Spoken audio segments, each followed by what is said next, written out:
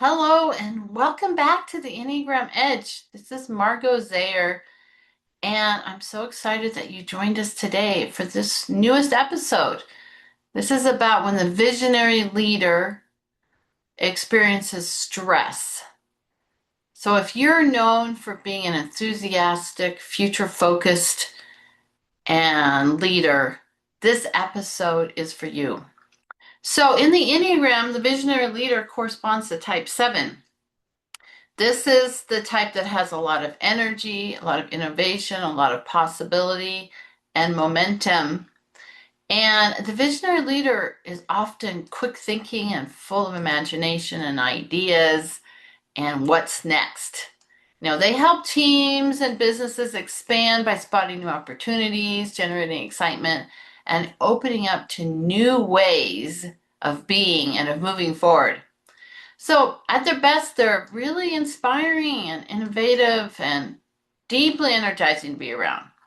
But today's episode is about what happens to them under stress when they go from possibility thinking to being scattered, and specifically scattered action.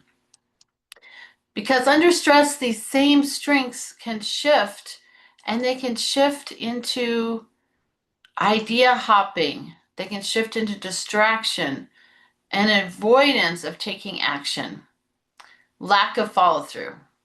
So, on today's episode, we're going to unpack the strengths of the visionary leader and specifically this core tension of possibility versus scattered action, and why stress can drive this distraction and premature pivots, and the leadership cost when this vision stops translating into execution, and the two powerful resets that can restore this traction and follow through for this visionary leader. So, if you've been generating a lot of ideas, but you lose momentum halfway through, you change your plans, you change ideas, or perhaps you have this new idea that you follow instead of finishing up on your projects. You have all of these half-finished projects. This episode is for you. This will give you a practical path forward. So let's dive in. We're going to first focus on the visionary leader's natural strengths. So they are very gifted at seeing what is possible before it becomes visible to everyone else in the team or the organization. They tend to be strong in the areas of innovation and optimism, big picture thinking, creating new visions, new ideas, looking at patterns, forward thinking, future orientation. So they often bring a lot of creativity and energy and expansion into a team or business. So when others can be focused on some limitations, the visionary leaders often are seeing this and asking themselves these sort of questions. Like, what else is possible here? What haven't we considered? Where could we go? What exciting path is open here? So this is a huge strength. In these environments, that often get stuck in caution or bureaucracy or overly narrow thinking, visionary leaders help create movement in these environments. They challenge stale assumptions and they generate momentum forward. They help people basically get unstuck. They help organizations take leaps forward with innovation. And they help reconnect people with more inspiration and new ideas. And they often have the ability, kind of this knack, to figure out where the new opportunities lie, where other people only see obstacles or challenges. So, this episode is not about fixing the visionary leader, it's about helping them be more effective, specifically when stress strikes. And so, what happens when stress occurs is that they get into this core tension of possibility versus being scattered and scattered action. So at their best, the visionary leader uses possibility to inspire focused movement forward. They see this possibility in the future, they commit to a direction, and they bring others with them in this new direction of possibility. But under stress, this possibility can stop being a source of strategic vision and start, unfortunately, being an escape hatch from feeling uncomfortable. So, this is what happens. The internal experience may sound like this. Maybe there's actually a better idea out there. I'm not feeling as excited about this anymore. What if there's a more aligned path forward? I just need a little bit more freedom before I commit. So, well, sometimes you need to pivot and it's really wise to do so. A lot of times we need to keep moving forward. Sometimes it's a good idea to change paths, but a lot of times under stress, this type constraints can change paths too quickly. And there can become a pattern about redirecting and pivoting to avoid discomfort, to avoid specifically the discomfort of execution and staying the course. So, why, does this happen to the visionary leader? Let's talk a little bit about what happens sort of beneath the surface for them.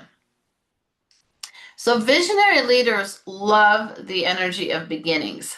They like the spark of the newness, the momentum, the feeling of moving forward, that creative rush. The open field of possibility lies in front of the organization or them. But executing and following through can be very different because execution really forces you to narrow your focus. For repetition, execution asks for repetition, for constraint, for being patient, which is not a forte of this type. And it asks you to be in this uncomfortable place of the middle stages, where things are unfinished and sometimes unclear and sometimes downright boring. It asks execution and staying the course, asks you to, as a visionary leader, be in a place of being uncomfortable and of not feeling excited, of being like bored, perhaps even. So when stress arises, many visionary leaders do not shut down in the obvious ways that other type of leaders do. They often actually speed up internally. Their mind starts scanning the horizons for something more exciting, more energizing, more inspiring, more interesting than a task in front of them. They're basically bored and disenchanted with what's happening.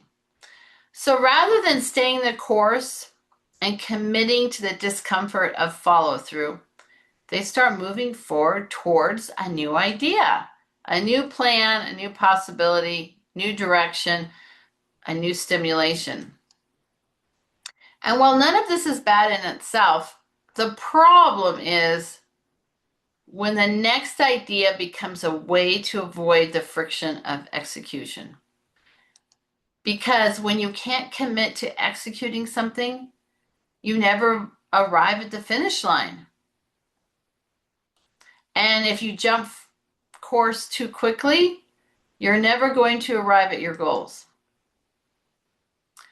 So what happens is that they start managing this stress by jumping ship. In fact, jumping ship is a way of relieving the tension that comes from boredom for a visionary leader, uncertainty, limitations, or the vulnerability of having to finish something, seeing it through, and perhaps it not even working out. They love the beginning of something, but it's hard for them to always follow through. So because for the visionary leader, distraction is something that they love. So they let themselves get distracted when they're specifically stressed out. And it's an avoidance strategy. I'm just going to start this new thing because I'm inspired by it. So, what's important to understand though, this pattern though has a negative impact as a leader on the organization. And there are leadership costs of jumping ship and pivoting too quickly. For the visionaries leader side of things, when they pivot, they may feel like they're just staying open. Maybe they say to themselves, I'm just being adaptable. I'm following the energy where it's going. I'm looking at emerging possibilities. But the team may be experiencing something very different. The team is experiencing shifting priorities that don't feel easy or good to manage. Unfinished initiatives that they're not clear on, and they're wondering why they're not finishing these initiatives or why they got dropped. And lack of follow through and unclear direction from their leader. So, when there's a lot of repeated pivots before results are built or completed, the team also has no sense of accomplishment. The team may also feel scattered. The team may not feel effective. This creates a lot of ripples in the organization. And specifically, these team members may start thinking, what are we actually doing? What are we trying to accomplish? Should I keep moving forward on this or should I wait? Why does the direction keep changing course? Are we ever going to finish with what we've started? So, even when a leader is genuinely inspired and full of great ideas, the team may experience too much possibility thinking without enough stability. And that's the hidden costs. These visionary leaders do not usually lose effectiveness because they stop having great ideas.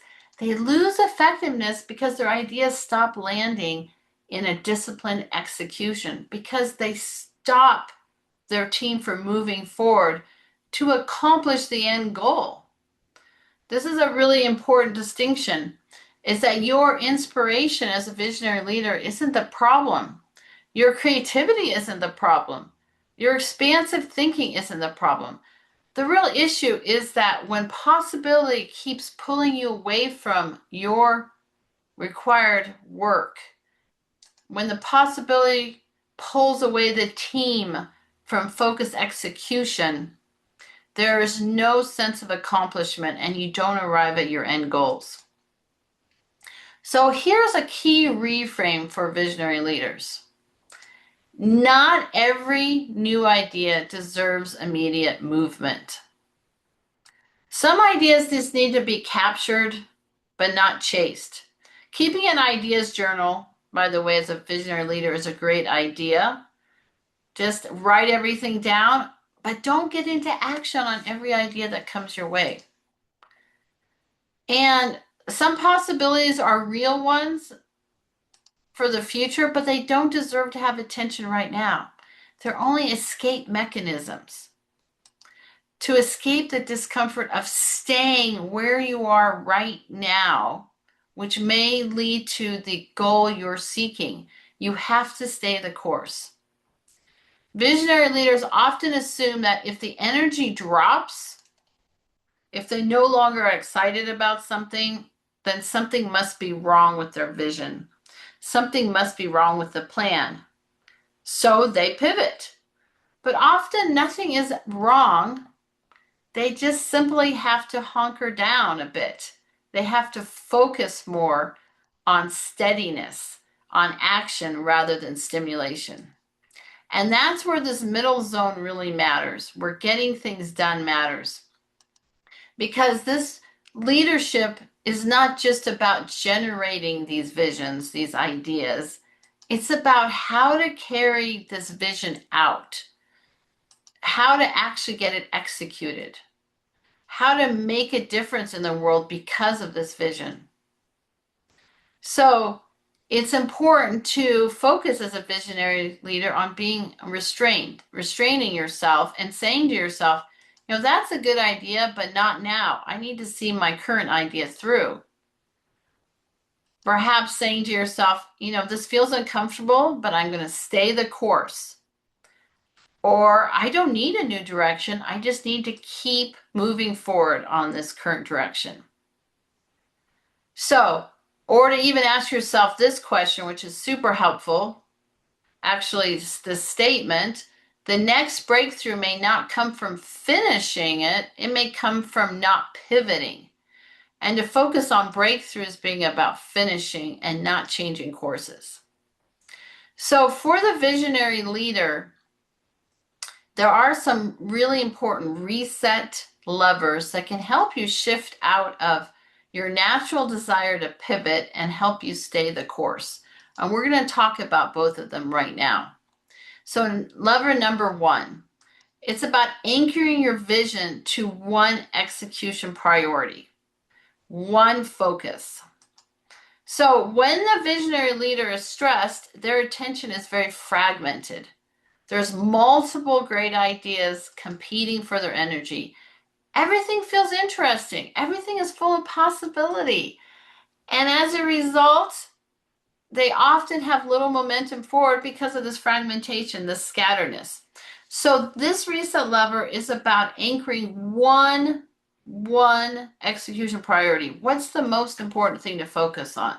To create this container that will take this inspiration into a place of completion. So again, it's not about suppressing your creativity. It's about choosing where to focus your energy so you see these results. So here are some simple anchors and what they may sound like, and questions you can ask yourself to focus more on anchoring your energy, weighing it down a bit, in the right direction to focus versus letting the creativity take you in a different direction. What is one thing that I can do here to move this forward this week? Right? What is the single priority that would create the most traction right now for me? What most needs to be completed before I open up a new loop? So this really matters to ask yourself, what do I really need to be doing now? Where does this energy need to be focused? Because this focused energy builds trust for your team, right? And you want to focus your energy in one direction to see the outcome so that you can build on your vision instead of keep changing your visions. So some practical ways to really use this reset lever are choose one execution priority for the day or the week. This is the one thing I'm focused on achieving today, this one outcome. Define what done looks like before starting something new. What does done look like on this project? Make yourself finish something before you start something new. Separate out your idea captures. So give yourself a place to capture your ideas from your active priorities. So again, thinking, this is my active priority for the day or the week, and I'm not going to let myself focus on another idea. I can capture it, but I'm not going to focus on it. And ask yourself, what's the next step that's going to move me forward? Not the most exciting one. Because one of the things you have to be willing to do is to focus on the execution versus excitement and be willing to face boredom, which a lot of these types, visionary leaders or type 7s on the Enneagram, do not like to feel bored. They like the stimulation and the excitement. So they have to keep focusing their awareness on, okay, what's the next step forward to getting this one thing completed? Okay, so that is the first reset lever. The second one is about creating friction to avoid premature pivots. So, a premature pivot is what the leader loves to do. They shift too quickly to a new project, a new idea.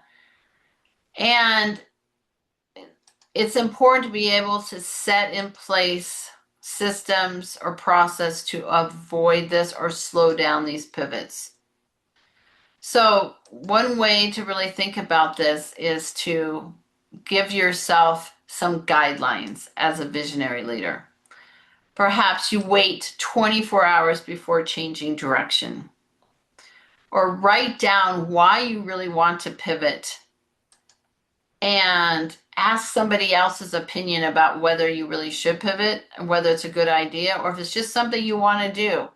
Like to really, really get discerning about the why behind the pivot.